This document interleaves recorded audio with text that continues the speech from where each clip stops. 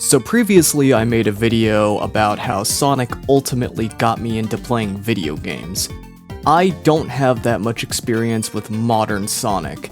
I've played Advance 1 and 2, the adventure games, Heroes, and a little bit of Shadow. The newest Sonic game I've played is Mania, and that's not even a modern Sonic game.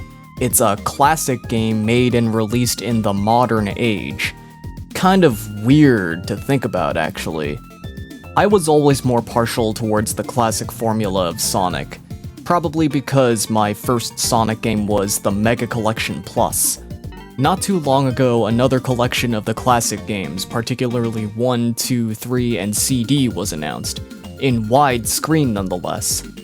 And yes, that does include Sonic 3 and Knuckles, as confirmed by the very loud fucking motorcycles outside. I don't know why those are so popular around here, but, So as confirmed by the Sonic Twitter account manager, Sonic 3 will be in widescreen. I guess the footage used in the trailer was just stock footage of previous ports. Similar to what happened with the announcement of the Diamond and Pearl Pokemon remakes, this recent announcement has inspired me to replay and look back at the classic Sonic games in question. Yes, all 4 of them. I actually thought about making this video a while back, but I opted to make a general video about my experience with the franchise instead. Boy, did that flop hard. Well, at least I can be comfortable knowing that most of you watching this didn't witness me gushing over Cyber Shell for like 3 minutes. I think I'd die of embarrassment if that happened. So yeah, here's how I feel about Sonic 1, no segue or anything, just go.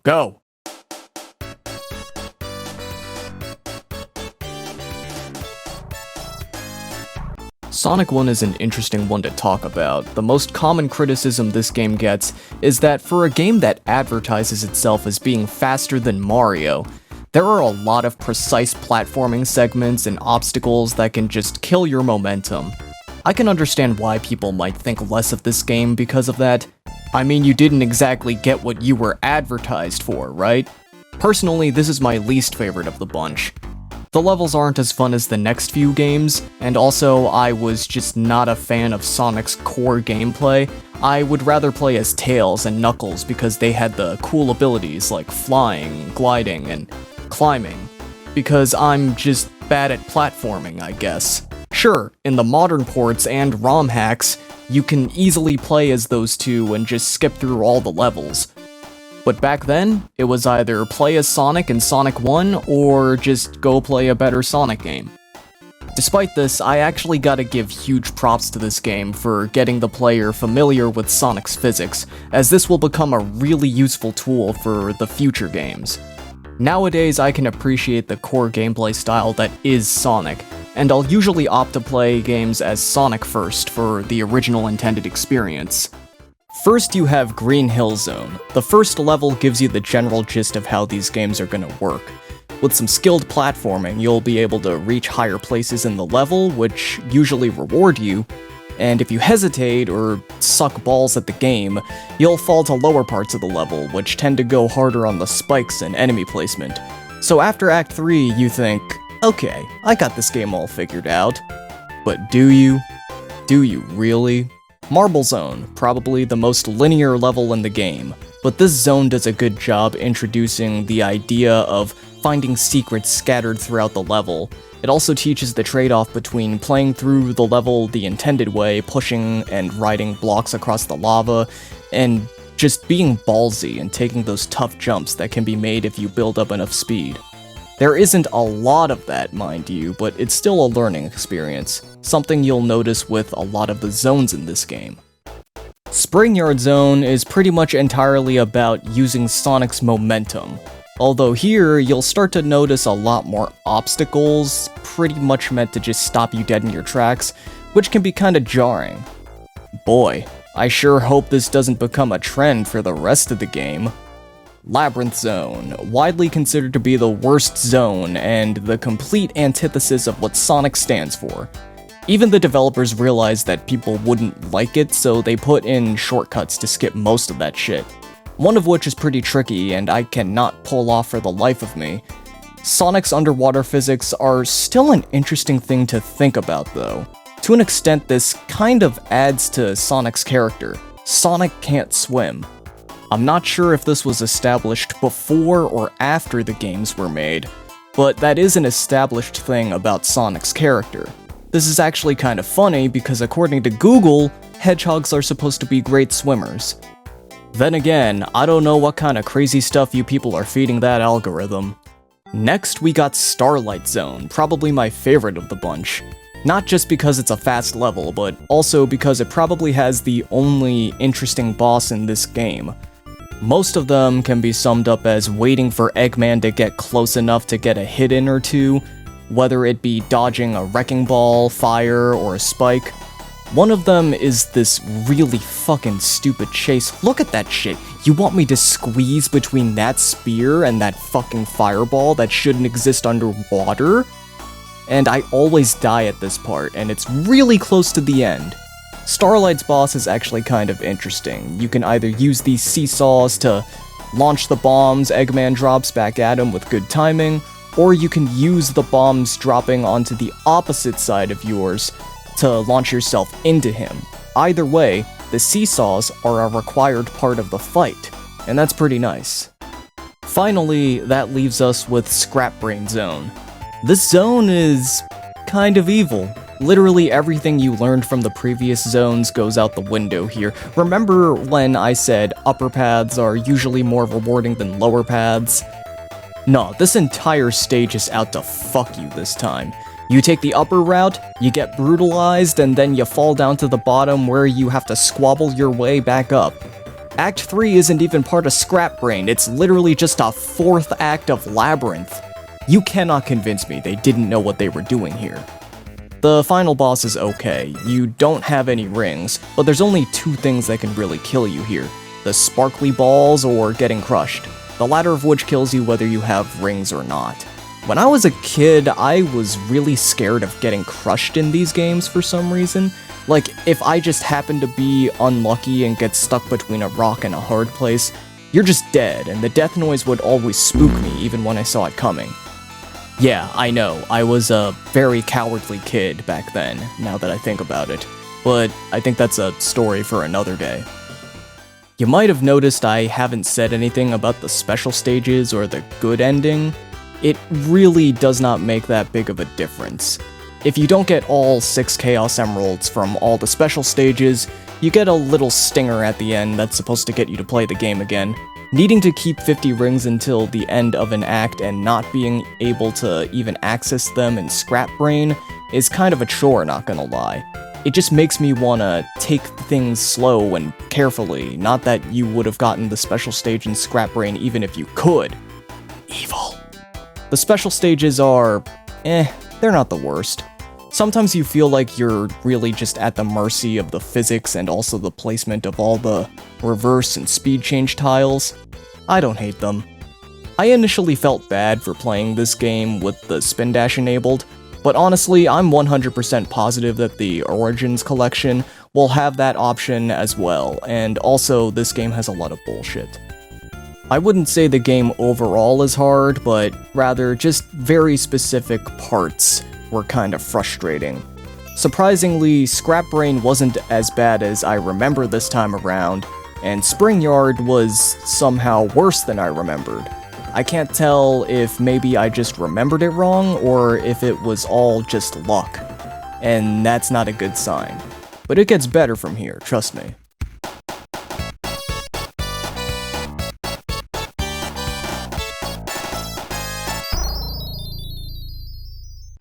I actually had a much more pleasant time replaying Sonic 2, despite there being a lot of dick move enemy placements, especially in Metropolis. Mean!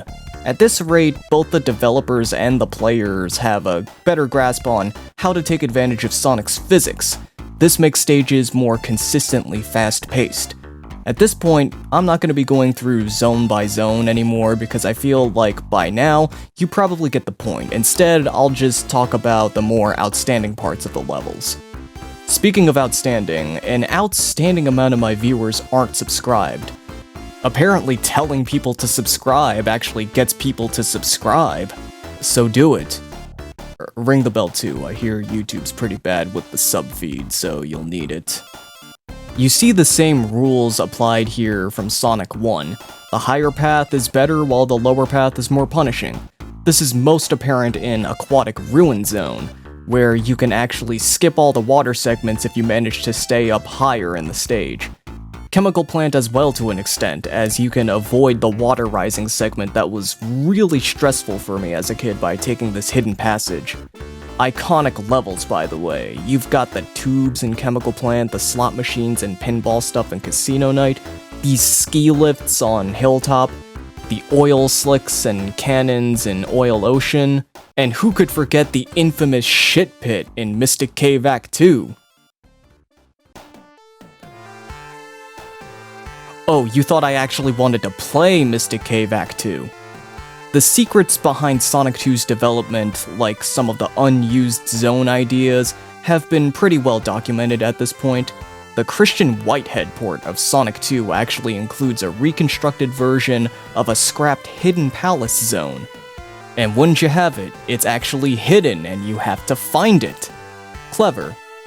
The game still has a lot of its troll moments, maybe even more often than Sonic 1, but not as annoying somehow. That's because the difficulty curve is a lot more consistent. It made sense for Metropolis to be the most douchey because it's the last zone before the final stretch. I remember having a lot more trouble with the Wing Fortress boss, but I actually did it without getting hit once while playing it for this video. I also used to be terrified of the Mecha Sonic fight as a kid.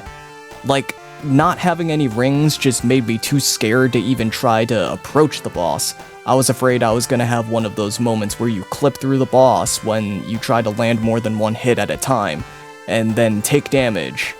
Come to think of it, I remember the drowning and death noises in these games legitimately disturbing me for some reason.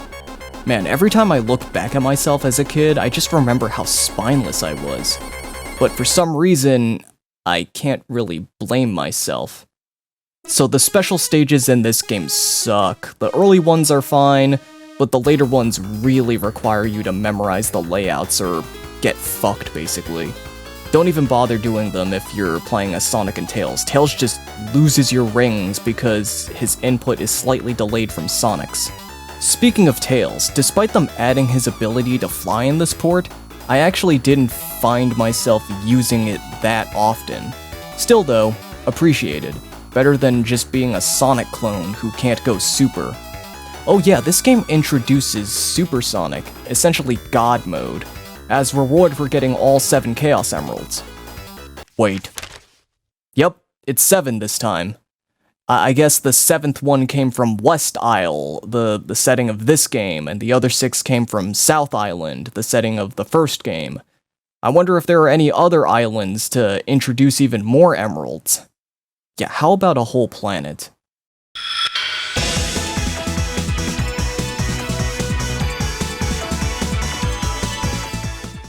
While Sonic 2 was being developed in America, Sonic CD was being developed in Japan. Yes, Sonic CD was released for the Sega CD, an add-on that nobody wanted. It was also released on PC, but that was before PC gaming really started to take off. As a result, the game kinda became one of the more obscure titles. Maybe even rare enough for a Gems collection? And later on, the game would be remastered for Steam. By who? Who do you fucking think? Odd how they chose this game over Sonic 3 and Knuckles, which wouldn't get an official widescreen remaster until... oh, Sonic Origins! Despite Sonic CD having 2 different soundtracks depending on your region, this game apparently didn't have any copyright issues with its music, unlike Sonic 3.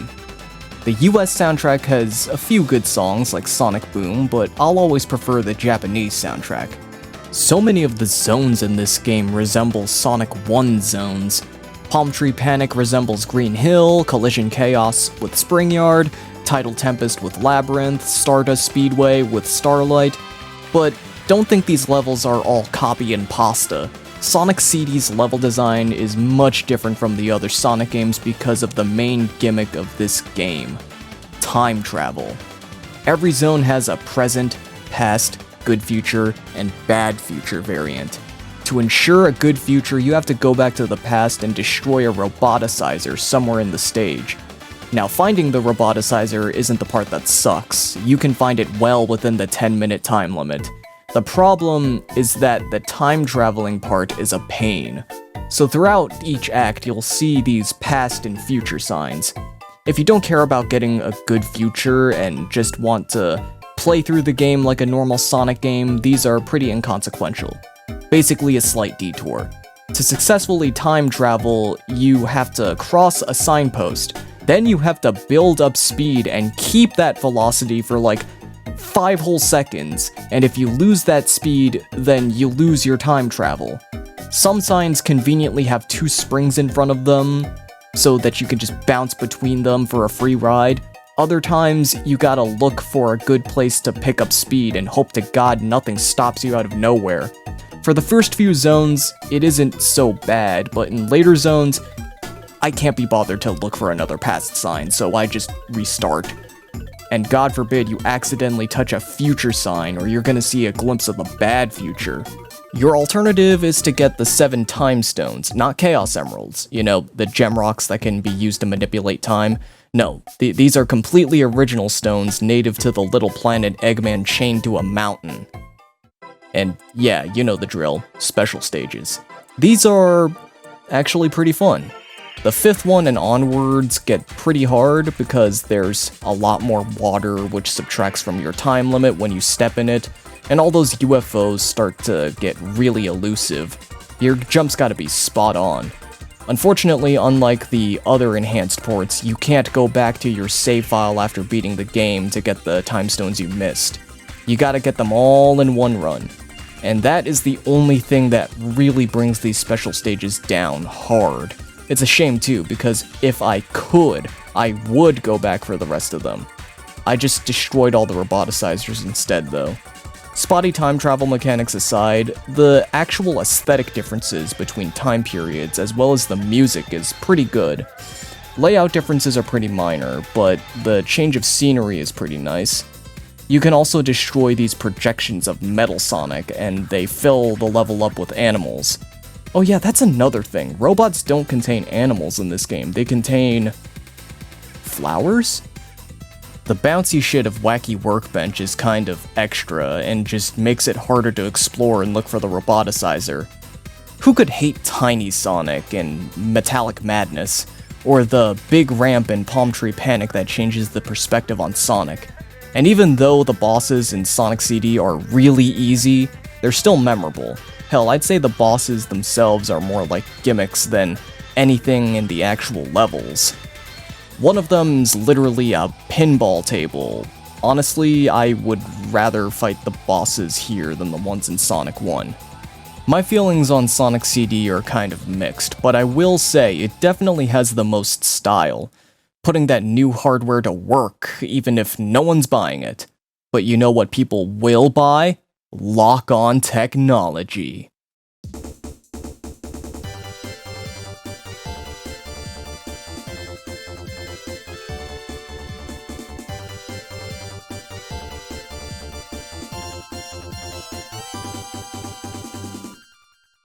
Sonic 3 probably has the weirdest development history out of all the games we've discussed thus far. At least as far as public knowledge goes. Don't come back here when some deep dark secret about Sonic 1's development surfaces just to tell me that I'm wrong. Anyways, Sonic 3 was meant to be twice as long as the previous games. They all take around an hour to finish if you know what you're doing. Sonic 3, however, would take 2 hours on average. Or at least that was what they planned. The game was split into 2 games, the first half being Sonic 3, and the other half would be called Sonic and Knuckles. This wasn't actually due to cartridge space. This was because of a McDonald's campaign that basically required Sega to release the first half of the game as is in order to coincide with it. When the second half finally did come out, the cartridge was designed specifically so you could combine the 2 halves of the game into Sonic the Hedgehog 3 and Knuckles, for the full intended experience. You could also lock on with Sonic 2 to play as Knuckles in Sonic 2. which can already be done in the enhanced ports, so it's not even worth mentioning anymore.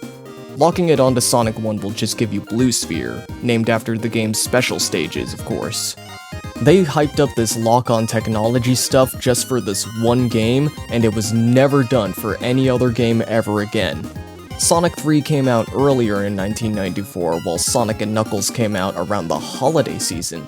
So of course, they had to have a commercial about two of Santa's elves fucking inventing this lock-on technology shit, and selling it to Sega after Santa gave it the thumbs down.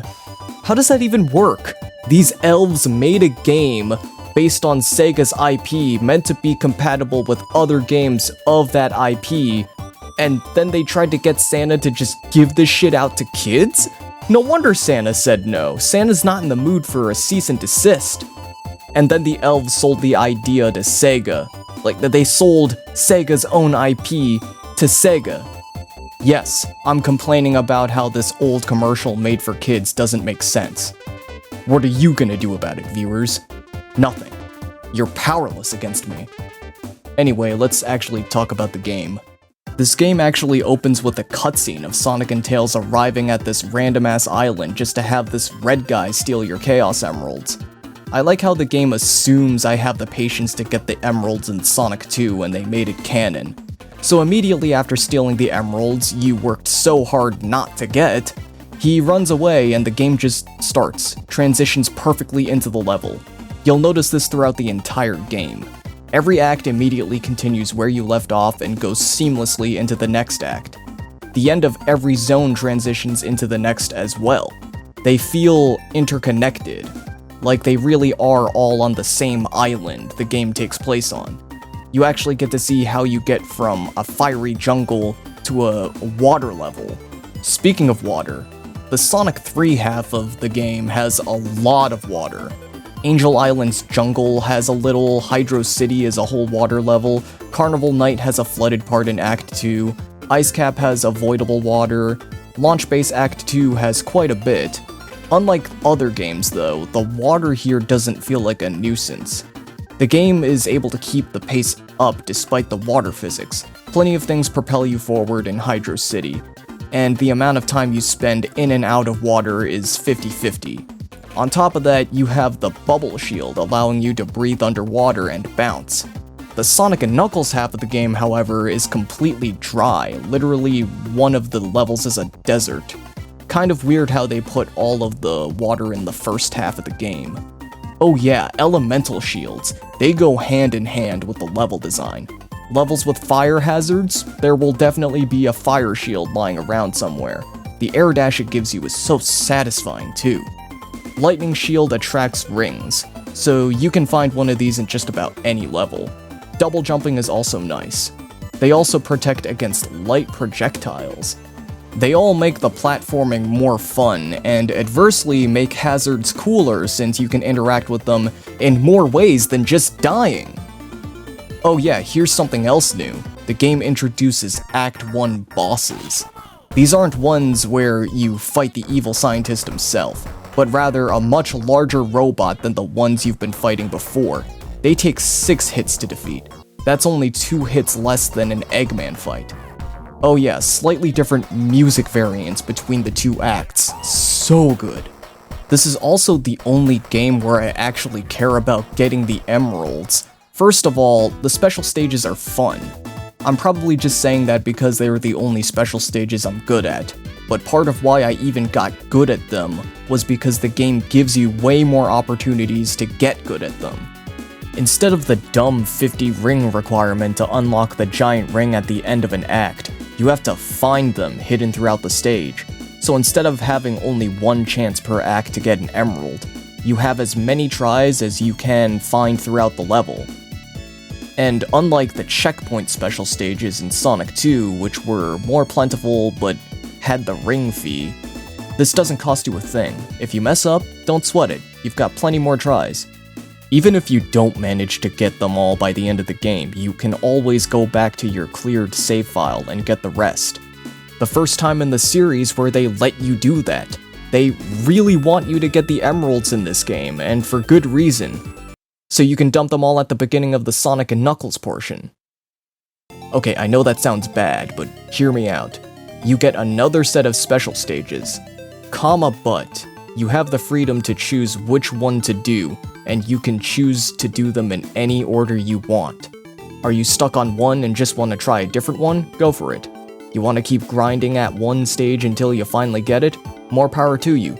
And your reward for doing all that is a power beyond super, to go even further. Super Sonic was invincible, much faster, and could jump higher and farther.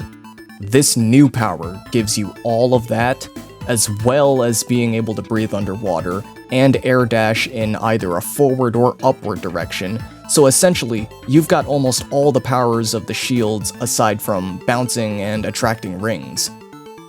Okay, the breathing underwater thing might not be a big deal since there's no water in the second half of the game, but my point still stands. Hypersonic is awesome. Tails also finally gets a super form, which is debatably better and way more busted than either Hypersonic or Hyper Knuckles. But to top it all off, you have a whole-ass boss fight, locked behind getting the emeralds. An epic chase in space. The bad ending is more than just a slight stinger. The fate of whether Angel Island can do its angel thing and float is on the line. This kept me coming back to this game again and again, until I finally got the conclusion I wanted. I haven't even gotten into the differences with Knuckles yet, but honestly, I think I might save that for a whole video about Knuckles as a character in this franchise. This video wasn't meant to be a comprehensive review of these games. I just felt like replaying and rambling about these old games about a blue hedgehog who runs fast. And hopefully I've shown you just how many layers there really are to the gameplay of a simple in concept platformer.